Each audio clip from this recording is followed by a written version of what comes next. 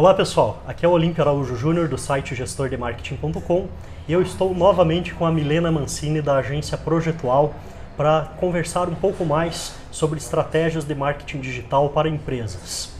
Hoje nós vamos falar um pouco sobre mídias sociais. Milena, eu vou começar perguntando o seguinte: uma empresa que pretende atuar com mídias sociais, com redes sociais em geral, qual o primeiro passo para ela? O que ela precisa fazer? Escolher as melhores mídias. Escolher as mídias, as adequadas para ela. As que se adequem ao negócio dela. Talvez antes disso tenha que ter determinado quem vai fazer essa gestão.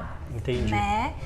Pode ser feita pelo próprio gestor, em casos de empresas pequenas, né, que você tem um público também que te segue querendo dicas de como fazer e tal. Um funcionário interno, normalmente alguém de marketing, né, já dessa área, correlata a publicidade, assim, ou contratar um prestador de serviços, né, que pode ser uma agência ou algum outro tipo de prestador de serviço autônomo, por exemplo. Entendi. Bom, tem várias formas, então, da empresa atuar nesse mercado, mas também a gente sabe que existem demandas diferentes, né?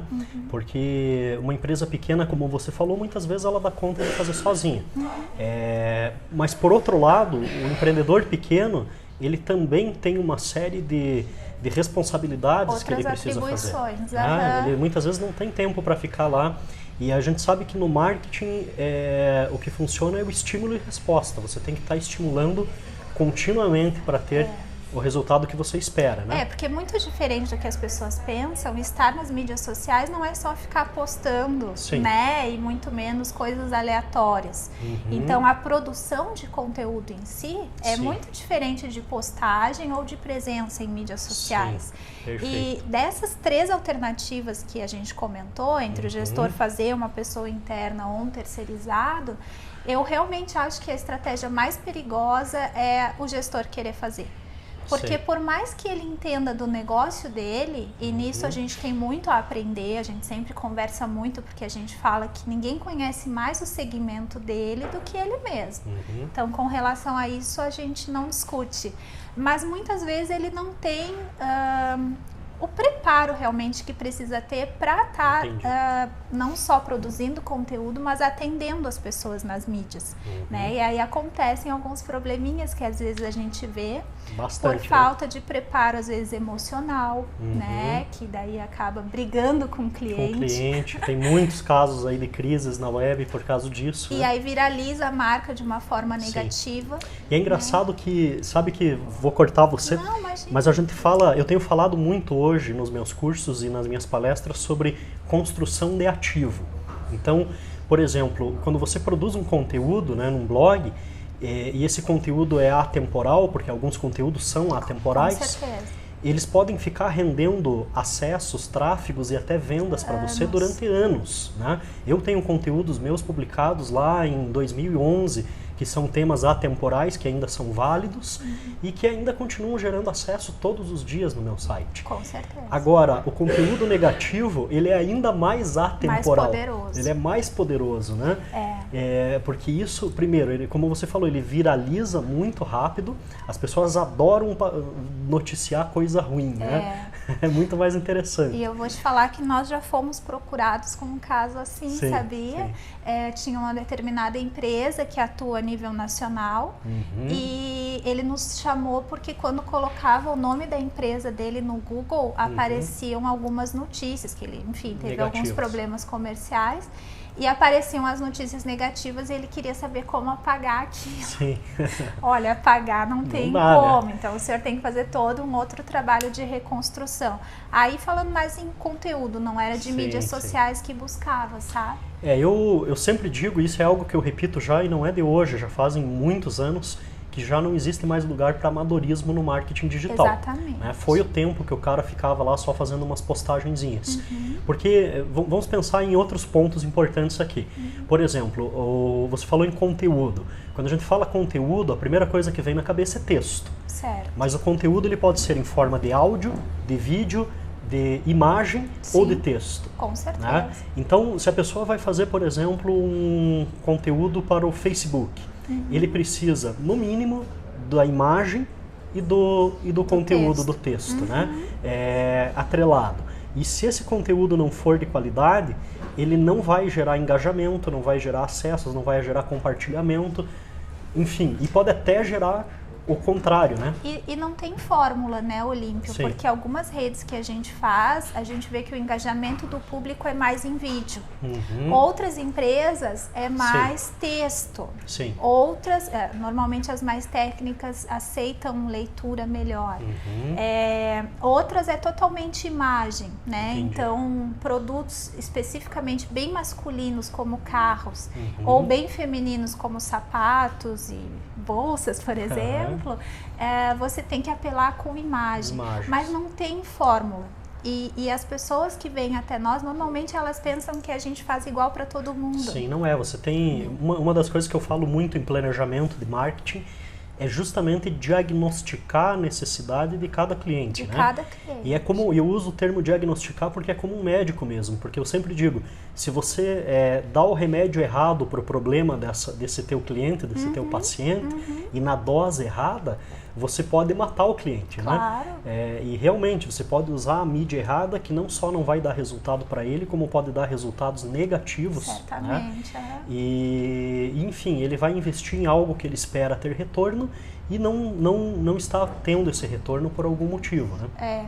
A dica que eu dou é assim, ó, o maravilhoso do marketing digital é você poder acompanhar os números, né? O retorno, o que dá audiência, o que não dá, o que o teu público gosta, não é com base em achismo, Sim. né?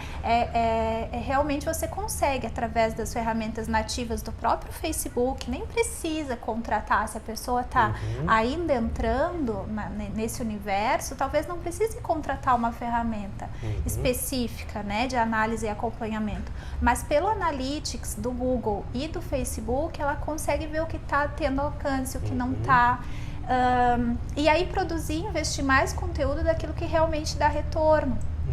Então é possível também fazer alguns testes, né? Olha, eu sempre posto imagem porque eu trabalho com sapato e me disseram que a mulherada gosta de imagem. Tá certo, não tá errado, mas e se você fizer um videozinho, né, combinando ali o sapato com uma dica de alguma coisa, dica é uma coisa que viraliza bem, ou mostrando alguns closets, ou sei lá, tô tendo ideias agora, eu acho que você tem que associar aquilo a alguma coisa que gere desejo e necessidade do produto também, né? Exato, e tem que ter alguém que esteja fazendo com capacidade de ser proativa, entendeu? Disposta a te dar ideias e tal. Então, por isso que às vezes o gestor fazendo, ele consegue manter, mas ele não consegue ver resultado, né? Ele não consegue ver um retorno de mídias sociais. Claro que a gente sabe que mídias é muito relacionamento, também, né? Mas a gente sabe também que pode extrair resultados comerciais. Sim. Bom, outra coisa que acontece muito também é que as pessoas acreditam que trabalhar com mídias sociais é apenas fazer postagem, a gente já falou sobre isso. Mas existem outros pontos importantes, né? Por exemplo, o monitoramento, né? A gestão de crises, no caso que a gente já comentou, o atendimento do usuário. O acompanhamento, o que estão falando da minha marca. Do que estão falando da marca. Né? Porque nem sempre te marcam na postagem. Perfeito. E eu acho que outro ponto importante também é como utilizar isso de forma estratégica, né? É uma coisa que eu discuto muito nos cursos também. Então, por exemplo, o cara fez um elogio, fez algo positivo, eu tenho que usar aquilo a meu favor. Agora, ele fez uma reclamação, eu tenho que saber como gerenciar a crise e talvez até reverter para que ela também seja a favor, né? E não é qualquer pessoa. Tem gente que acha que é só contratar vou contratar o sobrinho ali porque ele é jovem e ele entende de rede social, né? Entender de navegar no Facebook e ficar postando videozinho de piada é uma coisa. Agora, entender de gerenciar mídias sociais é outra coisa, né? E mídias sociais é muito multidisciplinar. Porque, veja, é o que você está me dizendo. Você tem que ter a visão comercial, você tem que ter a visão do redator, ou seja, nada pior do que você entrar numa página com erros de português ou, né, de ortografia, é horrível. E então tem que ter a parte do designer, que é a parte visual da coisa, né? Então tem que ter uma somatória mesmo de esforços. E se o empresário, nosso ouvinte aqui, né, quiser fazer internamente, seria muito importante que ele buscasse pessoas com essas características híbridas, assim, porque não adianta ir para uma pessoa só comercial que fique bombardeando ali o leitor com produto, um é post-produto, outro é produto, outro é produto, né? Acaba... Não é assim que funciona, né? Você tem que mesclar conteúdos. Sim. E também, como eu te falei, ter a inteligência emocional e escrever bem. Né? Legal. Bom, e vamos imaginar aqui uma pessoa que quer trabalhar nessa área de mídias sociais. Ele quer ser um analista, um gestor de mídias sociais, enfim, diferente do nome da função, mas uma pessoa que trabalha com mídias sociais. Qual o perfil mais adequado? Vamos imaginar, porque como você falou, tem os perfis específicos, o cara que é da criação, a pessoa do conteúdo, tudo, mas uma pessoa multidisciplinar, se você fosse escolher hoje alguém, o que você procuraria nessa pessoa? Tá. Eu sou contratante, né, desse tipo de profissional. Se ele for trabalhar numa agência, por mais que ele seja desenvolto, ele vai trabalhar em equipe, tá? Isso não tem como, assim, dificilmente você vai achar hoje uma agência em que o social media faz tudo. Desde o banner ao vídeo, a postagem, as métricas, o planejamento, as campanhas, não acontece assim. Mas se eu vou procurar um bom social media, ou se eu sou uma empresária, não de agência, né? Se eu sou uma empresária de outro segmento, que quero contratar alguém para fazer isso dentro de casa, eu procuraria uma pessoa que conseguisse unir bem o lado comunicação com o lado publicitário, comercial. Então, vou te dar exemplos. Normalmente aqui a gente reúne a equipe para fazer treinamento mesmo, né? Rever as nossas estratégias e tal. Quando o pessoal vem com formação de redação, ou seja, comunicação institucional, jornalismo, esses cursos que batem mais em conteúdo, em formatação de texto, eu tento puxar e despertar neles a questão, gente, num segundo momento vocês não podem esquecer que o que vocês querem é vender. É mostrar o produto do cliente, é rentabilizar essas mídias, né? Vocês têm que manter relacionamento, porém o produto do cliente ele tem que estar ali. E para o pessoal de publicidade, que normalmente já traz da faculdade essa carga de venda, de é o contrário. Aí a gente tenta despertar neles que, primeiro, redação, ortografia, né? Porque o pessoal de publicidade não vem muito forte nisso. Você vê desde pessoas que escrevem super bem até pessoas que, apesar de formadas, escrevem mal. Então aí você tem que sempre passar por um revisor os textos deles. Então eu acho que é essa união, assim, a pessoa que queira trabalhar com social media, ela tem que colocar na cabeça que ela tem que escrever muito bem dentro da linguagem apropriada e conseguir vender o produto através de uma forma secundária, né? Através do relacionamento ali. Perfeito.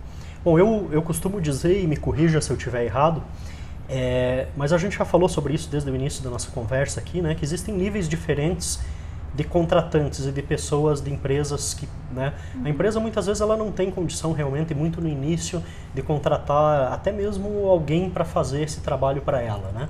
Nem o sobrinho às vezes não dá para contratar, né? Não, e até te cortando, assim, ó, como a gente trabalha em vários serviços aqui na agência, né? A gente pode ser contratado de formas modulares.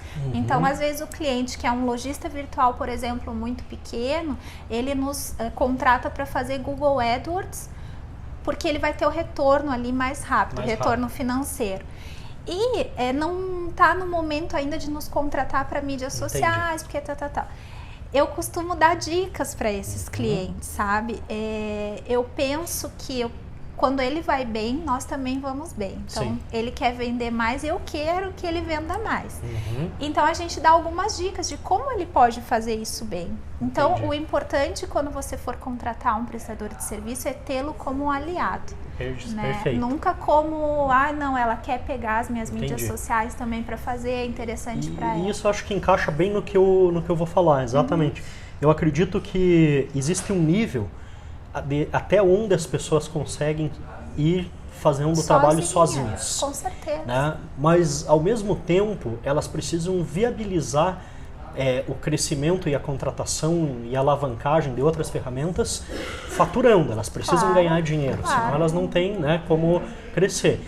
Então, algo que eu sempre dou como conselho, como sugestão, acho que conselho não é muito bom, mas como sugestão, é que essas empresas invistam gradualmente de acordo com o que é possível e conforme o seu faturamento vai crescendo, elas vão profissionalizando. Então, no primeiro momento faz sozinho, no segundo momento contrata um profissional interno para fazer esse trabalho, capacita essa pessoa, porque não adianta pegar o cara e simplesmente largar lá e falar faça, né? Não. Ele precisa no mínimo ter uma capacitação boa, ter um treinamento bom, né? Área, em seguida ele pode trabalhar com freelas né, com profissionais, prestadores de serviço, para quem não sabe o que é um freela, né, um freelancer, para atender demandas específicas e de repente quando ele já se sentir preparado e tiver a empresa com um faturamento já razoável, ele pode já passar para um próximo nível também contratando uma agência, né?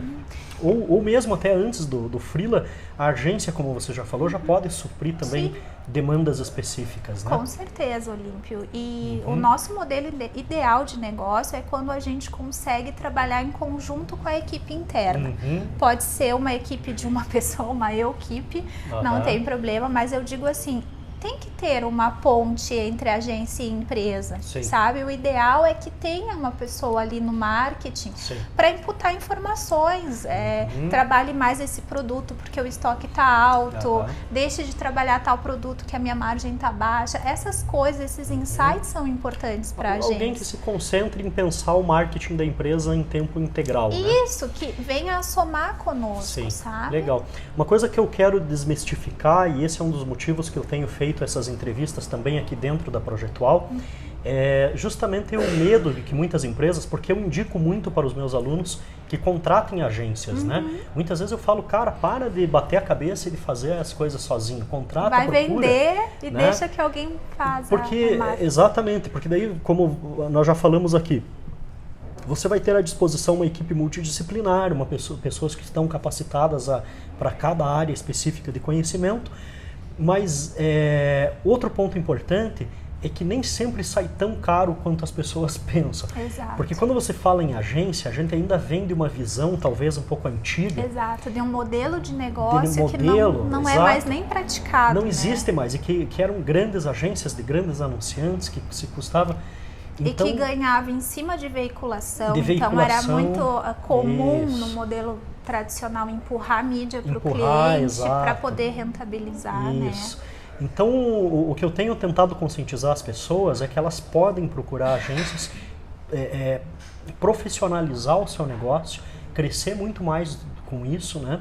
E não necessariamente gastando uma fortuna como muitos imaginam. Não, nós temos seria, pequenos e médios clientes aqui e a gente até precifica, não por porte de empresa, mas existem alguns critérios para precificação em que o porte acaba influenciando. Por exemplo, empresa de nível nacional, de varejo, super conhecida e tal, ou seja, um porte maior, é natural que o volume de postagem, de interação, de monitoramento, de planejamento de campanha seja muito maior. Sim, quando a demanda sobe, proporcionalmente o preço sobe também. Isso, sem dúvida, né? Agora, se uma empresa pequena começar a ter muita demanda, significa que também está tendo resultado.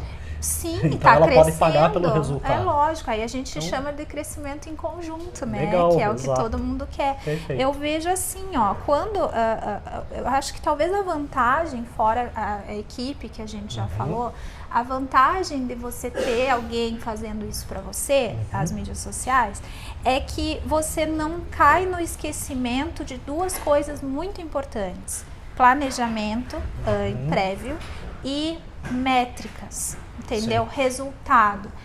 Você, aqui na agência, todo mês os clientes recebem o relatório. É sistemático. Então, às vezes, ele já até esqueceu e o relatório chega na caixa dele. Isso eu acho fundamental, assim, porque se você vai fazendo ou pega alguém ali do comercial e pede para a pessoa fazer para você, ela o tempo engole a gente, né, sim, Olímpio? Sim. Você sabe, a pessoa não para fazer essas duas coisas que são fundamentais. É verdade. Né? O que eu acho é assim, se o empresário delegar essa função, seja para uma agência ou seja para um profissional, fundamental a confiança no trabalho, sabe? Na nossa área de marketing digital, infelizmente você sabe, assim como eu, que muita gente acha que sabe e puxa vida, tá falando coisas que já não funcionam.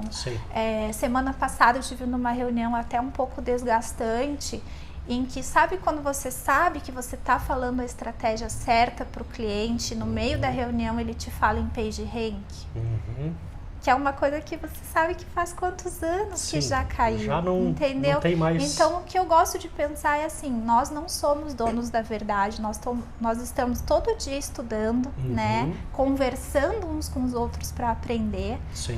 Mas eu acho assim, uma vez que somos contratados para tal função, é muito importante que o contratante acredite no nosso trabalho. É verdade. Porque sim, a gente vai ter que fazer alguns testes, sim, a gente vai ter que, através dos números, provar para ele que nós somos bons.